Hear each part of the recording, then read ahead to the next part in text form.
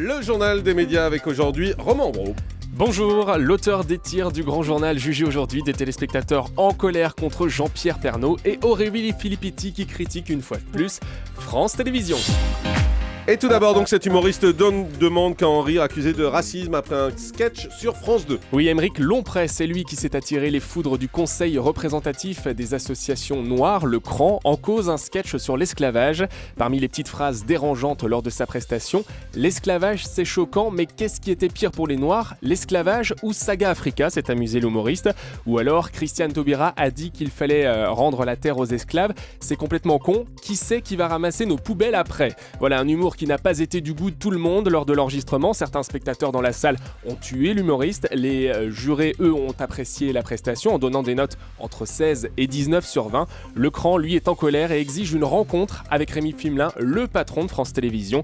Il aimerait également que France 2 programme maintenant au plus vite une émission sérieuse sur le sujet de l'esclavage, à une heure de grande écoute, pour éviter que l'esclavage ne soit abordé uniquement à la télévision sur le registre de la dérision. Voilà, on précise que les phrases sont un peu dures dites comme ça, mais c'était de l'humour, c'était dans un sketch, donc il faut les remettre dans leur contexte. L'auteur des tirs du Grand Journal sera jugé aujourd'hui. Oui, c'est lui qui avait perturbé l'émission à Cannes le 17 mai dernier, des tirs à blanc qui avaient provoqué un mouvement de panique sur le plateau, poussant même les animateurs et les chroniqueurs à se réfugier derrière le décor. Voire sous la table, voire pour sous la Michel table, Denisot. effectivement. Rapidement interpellé, il avait dû s'expliquer. Il sera fixé sur sa peine puisqu'il est jugé donc aujourd'hui au tribunal correctionnel de Grasse.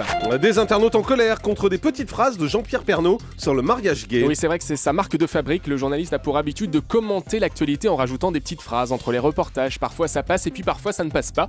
Là, en l'occurrence, de nombreux internautes n'ont pas apprécié les réflexions de Jean-Pierre Pernaut au sujet des anti-mariages gays. 2 phrases prononcées dans son journal de 13h en fin de semaine dernière qui ont fait le tour des réseaux sociaux tout au long de ce week-end. Voici donc l'extrait en question. Tendez l'oreille et faites-vous donc votre propre avis sur la question. Enfin, il ne fait pas bon être hostile au mariage homosexuel. Un opposant qui manifestait lors du passage de François Hollande sur M6 dimanche soir a été condamné à 2 mois de prison ferme. C'est une première en France. Et Brigitte Bardot, vous savez, leader de ce mouvement, est expulsée du logement de la ville de Paris qu'elle louait depuis une trentaine d'années. Tiens donc.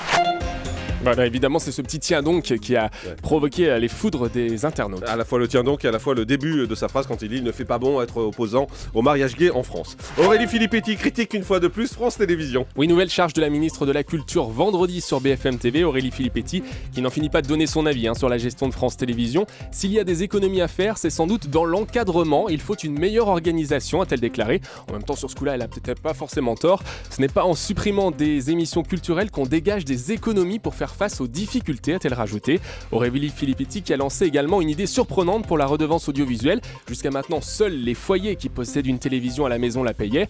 Or, beaucoup regardent désormais les programmes sur Internet, sur les tablettes ou les smartphones. Et bien du coup, Aurélie Filippetti voudrait fonder une nouvelle redevance sur un principe déclaratif. Autrement dit, chaque contribuable, même celui qui n'a pas de télé, devra dire sur sa feuille d'impôt si oui ou non il a regardé des programmes du service public dans l'année, quel que soit le support. Si ce projet voit le jour, reste à savoir maintenant comment les contrôleurs vont pouvoir vérifier. En attendant, Aurélie Filippetti a sa réponse. On fait confiance aux gens et puis c'est tout. Une ancienne animatrice de France 3 en colère contre l'INA. Isabelle Duhamel, elle était chroniqueuse dans l'émission estivale 40 degrés à l'ombre avec Vincent Perrault, vous vous souvenez sans doute d'elle. Si vous avez regardé notamment Les Bêtisiers au moins une fois dans votre vie, en 94, elle s'était fait attaquer par 2 jeunes gorilles en pleine chronique. Ils étaient allés jusqu'à lui dégrafer son chemisier, provoquant le fou rire de pas mal de personnes sur place. Une vidéo qui tourne depuis 20 ans, notamment grâce à l'INA, l'Institut National de l'Audiovisuel, qui a archivé évidemment cette séquence et qui la vend lors de chaque bêtisier. Un procédé qui ne plaît pas du tout à la principale intéressée, Isabelle Duhamel, qui a engagé des poursuites avec son avocat pour exploitation abusive de son image. Elle s'en expliquait ce matin sur RTL. On peut acheter, c'est ça m'a fait bondir, on peut acheter ma séquence sur le site de l'INA. Des gens font de l'argent sur mon dos, comme si on achetait un clip, comme si on achetait autre chose. On m'a rien demandé. Si j'étais pas sur cette séquence, elle n'existerait pas, cette séquence. Ouais, non seulement on lui a rien demandé, mais surtout elle touche pas un sou dans la vente de ces images. Et je crois que c'est ce qui la met un peu en colère. Jean Humbert de Top Chef écrit à François Hollande par le biais de son compte Twitter. Ça doit être court du coup. Oui, le gagnant de Top Chef, 140 caractères, c'est le principe, 140 caractères pour Twitter. Le gagnant de Top Chef qui a interpellé directement sur le réseau social le président de la République. Il réclame des cours de cuisine pour les plus jeunes. Je vous lis son tweet. Monsieur Hollande, à l'école, on a du sport, de la musique, de l'art et pas de cuisine. Un débat s'impose, anormal, a-t-il publié. Une demande qui risque de rester sans réponse puisque le président n'a pas tweeté depuis plus d'1 mois, c'était le 18 mai. En même temps, il a pas mal de choses à faire.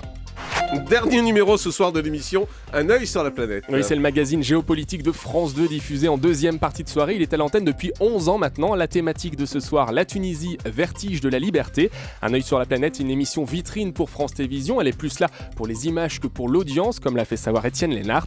C'est vrai que l'audience est assez moyenne, entre 600 000 et 1 million de téléspectateurs lors de chaque diffusion. 5 numéros par an. Alors j'ai posé la question à Étienne Lénart justement s'il n'en voulait pas quelques-unes de plus. Moi, je trouve que c'est bien pour une émission de politique étrangère. Une émission de politique étrangère, c'est compliqué à faire. Il faut que les équipes de reportage qui partent parfois 15 jours, 3 semaines dans les pays se rendent sur place, enquêtent. C'est aussi des émissions qui coûtent cher. Chacun connaît le contexte économique dans lequel on évolue. Et le fait que les directions successives de France Télévisions aient choisi de pérenniser l'émission me paraît déjà être un beau cadeau fait à la rédaction, aux gens qui y travaillent et aussi aux téléspectateurs qui la regardent. Voilà Étienne Lénart, le présentateur d'Un œil sur la planète qui reviendra à la rentrée puisque France Télévisions maintient le magazine à l'antenne. 5 numéros seraient d'ores et déjà signés. On termine comme tous les jours avec le chiffre. 10 ans que l'Algérie n'avait pas élu de Miss. Le pays a mis un terme à cette attente insoutenable. Ce week-end, l'Algérie a élu Rim Amari. Elle a 19 ans, elle est étudiante en sciences des matières. 20 candidates en lice et dans le jury, Smaïn et Geneviève de Fontenay qui avaient fait tout spécialement le déplacement. Ces jeunes femmes qui ont donc concouru. Les unes sont apparues vêtues de vêtements traditionnels de ville et de soirée. Pas de défilé en maillot en revanche. Elles se sont contentées de survêtements de sport. Ouais, c'est moins sexy, c'est clair. Merci beaucoup Romain Ambro.